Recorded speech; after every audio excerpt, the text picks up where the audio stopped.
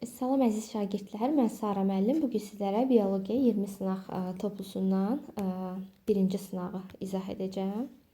Birinci sualda insanın gövdə skeletinə aid olan sümükləri müəyyən edin. Bir də kürək sümüyü verib, kürək sümüyü yuxarı ətrafın qurşaq skeletinə aiddir. Fəqərə insanın gövdə skeletinə aiddir. Körpücük sümüyü də eyni zamanda yuxarı ətrafın qurşaq skeletinə aid olacaq. Qabırğa və döş sümüyü də gövdə skeletimizə aiddir. Olacaq cavabım D variantı. Əgər insanın enlozolaqlı əzələ hüceyrəsində 6 nüvə olarsa, bu hüceyrədə neçə autosom xromosom olar? Normalda biz bilirik ki, insanın bir somatik hüceyrəsində 44 dənə autosom xromosom olur.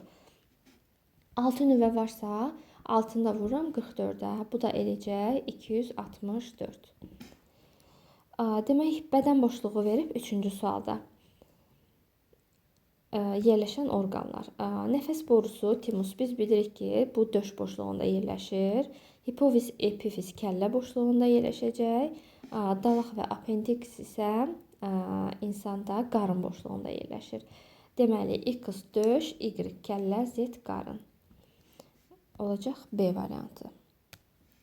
Növbəti sual. İnsanın əsas bədən boşluqlarının ölçülərinə görə böyükdən kiçiyə doğru göstərin. Bizə verilənlər içərisində ən böyük qarın boşluğu olacaq. Daha sonra gəlir döş boşluğu, sonra da çanaq boşluğu, ən kiçik bədən boşluğu olaraq bizə verilənlər içərisində olacaq. Hansı əlamətin olması insanların məmələr sinifinə aid olduğunu sübut edən dəlillərdən deyil. A variantında süd vəzləri verib, süd vəzləri məməlilər sinifinin ən əsas əlamətlərindən biridir. Qulaq seyvanında ilk dəfə məməllərdə yaranıb, dəridə tüklər məməllərə aiddir. Quşlarda olan tük deyil, yəni onlar lələkdir. Biz tükləri yalnızca məməllərə aid edəcəyik. Dəridə vəzlər bu aid deyil, yəni başqa canlıların da dərilərində vəzlər ola bilir. Məsəl üçün qurbağada, hətta quşda da dəridə vəz yoxdur, amma büzdün vəzisi var.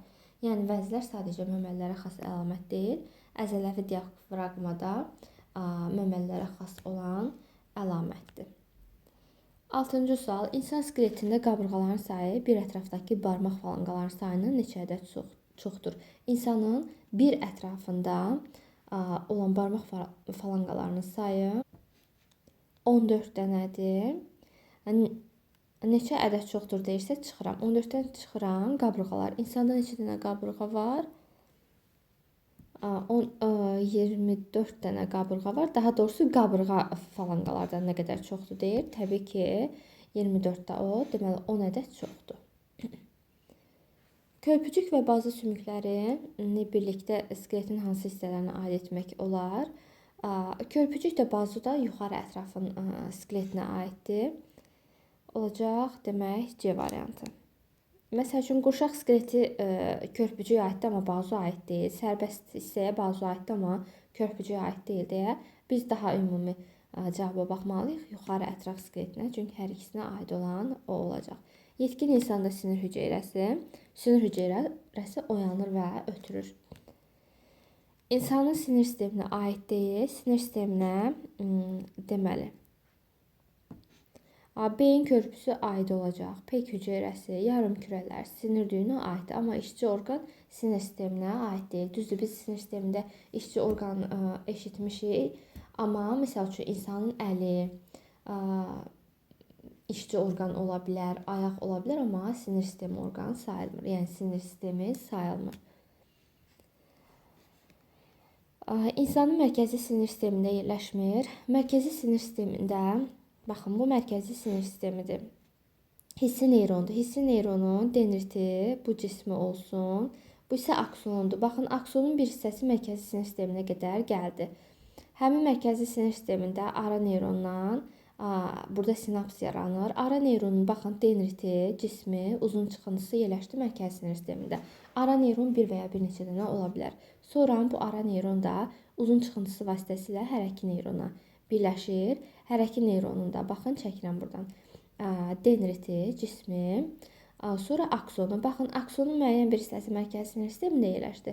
Qalan bir hissəsi isə mərkəzi sinir sistemindən kənara çıxdı. İndi biz burada görürük, ara neyron ümumiyyətlə, ara neyron varsa, bütün hissələri mərkəzi sinir sistemində yerləşir. Hərəki baxın, hərəki neyronun cismini gördüm. Bəli, hərəki neyronun dendritini də gördük. Amma hissi neyronun cismi baxın burdadır. Mərkəzi sinir sistemindən kənarda yerləşmiş olacaq. Ara neyronun funksiyasına aiddir. İmpulsu xarici mühitdən qəbul etmə. İmpulsu xarici mühitdən qəbul edən, baxın, hissi neyrondur. Mərkəzi sinir sisteminə ötürür hissi neyron. İşçi orqana ötürür hərəki neyron. Baxın, mərkəzdən gəlir işçi orqana. İmpulsu hissi neyrondan hərəki neyrona ötürmək. Baxın, burada çəkmişəm. Hissi neyrondan hərəki neyron arasında baxın əlaqə yaratdı. Bu ara neyronun funksiyası olacaq və mərkəzi sinir sistemində yerləşəcək. Hərəki neyrondan hissi neyrona ümumiyyətlə ötürülmür. Şəkildə hansı müayinə üsulu göstərilib? Elektroensefalografiya. Beyin cərəyanlarını bu üsulla ölçürük. B variantında elektrokardioqrafiya verib. Elektrokardioqrafiya ürəyin elektrik aktivliyini ölçür. C-də radiotelemetriya. Bu isə məsafədən ölçmə üsuludur. Yəni sensorlarla bədəndəki sensorlardan məlumatı ötürür. Endoskopiya boru kamera ilə daxili orqanlara baxmaqdır. Rentgenoqrafiya isə rentgen şüası vasitəsilə daxili orqanların şəklini çəkməkdir. 13-cü sual. X, Y və Z-i müəyyən edin. Antropogenezin hərəkət verici qüvvələri. Deməli, bioloji və sosial amilləri var. Bioloji amillərə irsi dəyişkən, yaşama uğrunda mübarizə və təbii seçmə aiddir. Sosial amillərə isə əmək, nitq, şüur və ictimai həyat tərzi aid olacaq. Bu da uyğun gəlir. Bioloji, təbii, ictimai A variantı. Orqanoidlər birləşərək bilavasitə əmələ gətirir. Orqanoidlər birləşir hüceyrəni əmələ gətirir. Hansı ifadə doğru deyil? Qarışıq sinir ola bilər. Qarışıq neyron olmur. Hissi, hərəki və ara neyron olur, amma qarışıq neyron olmur. Hissi neyron, hissi sinir və hərəki sinir ola bilər. Əgər sinir hüceyrəsində müəyyən bir hissəsinə sinir toxuması hüceyrələrin sayı n bərabərdirsə, buradakı neyronların sayı neçə olar? Ümumiyyətlə, sinir hüceyrəsinin sayını verib, neyron sayını verəndə biz n bölək 11 düsturundan istifadə edirik. Çünki biz bilirik ki, ümumiyyətlə sinir hüceyrələri neyron və peyk hüceyrələrdən ibarətdir. Əgər neyronların sayı n-dirsə, peyk hüceyrələrin sayı olacaq 10n. Çünki peyk hüceyrə hər zaman neyronlardan 10 dəfə artıq olur. Bu da əmələ gətirir bizdə nəyi? Sinir hüceyrələrini. O da edir 11n. Bizə indi sinir toxuması ümumilikdə hüceyrələrini 11 veribsə, biz nə etməliyik? Neyronları tapmaq üçün n tapmalıyıq. Və 11-ə bölərəkdən neyronların sayını tapmış oluruq. 17-ci sual. Eyler-Venn diaqramına əsasən uyğun bəndləri müəyyən edin. Skelet əzələsi bizə burada verib yalnız skelet əzələsinə aid olan variantlar. Skelet əzələsinə aid skelet əzələsi iradidir. Daha sonra baxaq skelet əzələsinə nə aiddir. Məsəl üçün 2-yə baxaq, qeyri-iradidir. Ürək əzələsi qeyri-iradi olacaq. 3-ə verib n zolaqlıdır. Hər ikisi n zolaqlıdır. Ürək əzələsi dedik ki, quruluşuna görə n zolaqlı əzələyə oxşuyur, amma funksiyasına görə saya əzələyə. 4-də deyir sümüyə birləşir. Sümüyə birləşən n zolaqlı əzələdir. Lifləri ilə bir-birinə ilişikdir. Bir-birinə ilişik olacaq. Ürək əzələsi. Bizə də 1-ciyə 1, 4, 2-yə 2, 5, 3-ə isə yalnızca 3 aid olacaq. Hansı elm sahəsi insan orqanizmini öyrənmir? İnsan orqanizmi fiziologiya elmi öyrənir. İnsan bədənində gedən fizioloji proseslər, anatomiya, orqanların quruluşunu öyrənir, yəni daxili orqanları. Mikologiya göbələklər haqqında elmdir. Mikologiya öyrənmir. Genetika da insan orqanizmi ilə bağlı elmdir. Gigiyena da həmçinin. Onurğa beynin daxilində hansı neyronların cisimləri yerləşə bilir? Bayaq mən göstərdiyim şəklə yadımıza salsaq, görərik ki, həm ara, həm də hərəki neyronun cisimləri mərkəzi sinir sistemində yerləşmiş oldu. Mərkəzi sinir sistemində həm baş beyin, həm də onurğa beyin aid olmuş olacaq. Uyğunluğu müəyyən edin. Eyni zolaqlı skelet əzələsinə. Skelet əzələsinə insan iradi olan hissələri götürə bilərsiniz. Məsəl üçün, udulaq, dil, yəni insanın görürsünüz iradəmizdən asılıdır. Biz dilimizi istədiyimiz kimi hərəkət etdirə bilərik. Amma ürəyimizi, mədəmizi, daha doğrusu enlozolaqlı əzələ var. Burada ürək əzələsidir. Enlozolaqlı ürək əzələsi ayrıca bir əzələyə aiddir. Yəni biz onu nə saya əzələ götürmürük, nə də enlozolaqlı skelet əzələsi götürmürük. Saya əzələ də aid olacaq mədə, aid olacaq arteriya. Yəni ürəkdən başqa qalan digər insan orqanizmində olan əzələlər, hansı ki o bizim iradəmizdən asılı olmadan işləyir. Məsəl üçün bizim ağciyərlərimiz, ürəyi saymırıq, böbrəyimiz, digər daxili orqanlar, qan damarları, biz bunları özümüz idarə edə bilmirik. Onlar öz funksiyasını özləri yerinə yetirir. Ona görə saya əzələ, yəni avtonom formada yerinə yetirilir, saya əzələyə aiddir. Amma ürəkdən başqa. Ürəyi biz ayrıca bir əzələ olaraq götürürük ki, enlozolaqlı ürək əzələsi. Nəyə görə? Quruluşuna görə enlozolaqlı əzələdir, amma funksiyasına görə qeyri-iradidir, saya əzələyə aiddir deyə ürək əzələsi ayrıca əzələ olaraq. Deməli, 1-ə AB, 2-yə C, 3-ə isə D olacaq, yəni A variantı. 21-ci sualda insanın onurğa beyninə yalnızca qarışıq sinir çıxır. Yəni bir növ sinir. X-i müəyyən edin. X verib bizə üst şöbəsi beyin şöbəsindən iridir deyir. Burada deyir ki, baxın minus işarəsi var. Yəni üst şöbə beyin şöbəsindən iri deyil. Burada döş qəfəsi yanlara doğru genişlənib, əldəki baş barmaq digər barmaqlara qarşıdır. Onurğa əyrilikləri var. Təbii ki, biz bu əlamətlərə baxanda avtomatik bilməliyik ki, söhbət insandan gedir.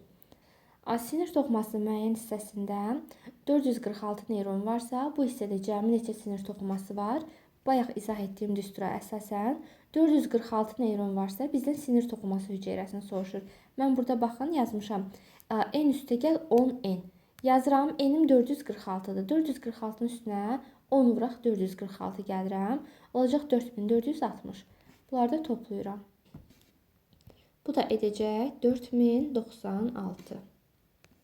Yalnız insan skeleti üçün xarakterik olan əlamətləri müəyyən edin. Əldəki baş barmağın çox hərəkətli olub, digər barmaqlarla qarşılaşa bilməsi. Bu, yalnız insana yox, meymuna da aid edə bilərik. Bizdən yalnız insana aid olan soruşur. Ayaqda tağın olması. Bəli, ayaqda tağın olması insana aid xüsusiyyəti insanın dik yeriməsindən bağlıdır. Onurğa sütununda 4 əyriliyin olması. Bəli, bu da insana aiddir. Biz bilirik ki, meymunlar insan kimi dik yeriyə bilmir və insanda onurğada 4 əyriliyin olması insanı meymunlardan fərqləndirən dik yerimə ilə bağlı olan əsas uyğunlaşmalardan biridir. Arxa ətrafın bud, baldır və pəncə hissələrindən ibarət olması. Bu yalnız insana aid olan xüsusiyyət deyil. Burun sümüklərdə sarı sümük iliyin olması da yalnız insana xas xüsusiyyət olmayacaq. Cavabım olacaq 2 və 3. İnsanın aşağı ətraf sümüklərini aşağıdan yuxarıya doğru ardıcıllıqla göstərin. Aşağıdan yuxarıya doğru geçsək, pəncə, daha sonra gəlir baldır, sonra gələcək bud sümüyü, ondan sonra da gəlir canaq sümüyü. Yuxarı ətrafın sərbəst hissəsinə aiddir. Yuxarı ətrafın sərbəst hissəsinə bazu aiddir, sait aiddir. Döş sümüyü ətrafa aiddir, insan gövdə skeletinə aiddir. Kürək yuxarı ətrafın qurşaq skeletinə aid olacaq. İncik də aşağı ətrafın sərbəst hissəsinə aiddir. Əl pəncəsi də yenə yuxarı ətrafın sərbəst hissəsinə aid olacaq. Cavabım 1, 2 və 6. Uyğunluğu müəyyən edin. Biz bir də görürük çanaq sümüyü. Çanaq sümüyü yastı sümükdür. Bəli, yastıdır. Sonra verib 2-yə. 2-yə baxanda biz fəqərə görürük. Fəqərə də qarışıq sümükdür. B variantına verib qarışıq sümük. Qısa sümüyə biz burada rast gəlmirik. Qısa sümük yoxdur. Qurşaq skeletinə aiddir. Qurşaq skeletinə çanaq sümüyü aiddir. Gövdə skeletinə də aiddir fəqərə. 1-ə A-dir, 2-yə də aid olacaq B və Y. 3 müxtəlif hormonal xəstəliyə tutulmuş insanların şəkilləri verilir. Xəstəliklərin əlaməti bu insanların üz quruluşundan məlumdur. Kitabda da var bu şəkillər. hər birinin hansı xəstəliyə aid olduğunu baxanda bilmək olur. Baxın, birincidə miksedema xəstəsidir. Bu xəstəlik zamanı qalxana bənzər vəzin funksiyasının normadan az olmasıdır. 1-ə yazırıq miksedema, qalxana bənzər vəz. İkinciyə baxanda mən Bezedov xəstəsini görürəm. Bezedov xəstəsi qalxana bənzər vəzin hiperfunksiyası zamanı yaranır. Bu zaman biz dedik sinir sisteminin oyanıqlığı artır, gözlər bərəlir, xəstə nə qədər yesə də arıqlayır. Bu olacaq, Bezedov yazırıq. Yenə olacaq qalxana bənzər vəzi. 3-də də biz nə görürük? Akromeqaliya. Akromeqaliyada hipofiz vəzin normadan artıq ifraz olmasıdır. Hansı ki, yetişkinlik yaşından sonra uşaqlarda normaldan artıq ifraz olunanda nəhəng boyluq yaranır. Amma müəyyən yaşdan sonra artıq insanda boy uzanması dayanandan sonra o hormonun normadan artıq olması insanın bəzi orqanlarının anormal şəkildə böyüməsinə səbəb olur. Məsələn, burun, qulaq, dodaqlar. Ona görə 3-də yazıram, xəstəliyin adı akromeqaliya xəstəliyidir. Hormon isə hipofiz. Hansı şəkildə kəllə boşluğunda yerləşən vəzinin işinin pozulması nəticəsində yaranan xəstəlik təsvir olunub? Bunlardan qalxana bənzər vəzi ümumiyyətlə dedik, bədən boşluğunda yerləşmir, boyun hissədə yerləşir. Beyin hissədə olan isə olacaq 3-cü yaza bilərik. 3-cü şəkildə. Burada hipofiz dedik, kəllə boşluğunda yerləşir. Fəaliyyətinin pozulması ikinci şəkildəki xəstəliyin meydana çıxmasına səbəb olan vəzin ifraz etdiyi hormonların adını yazın. Bu hormon dedik, qalxana bənzər vəzidir. Qalxana bənzər vəzin hormonda aiddir. Tiroksin aiddir. Sonra gəlir trionin. Bu şəkildə yazıram. Sonra da gəlir kalsitonin.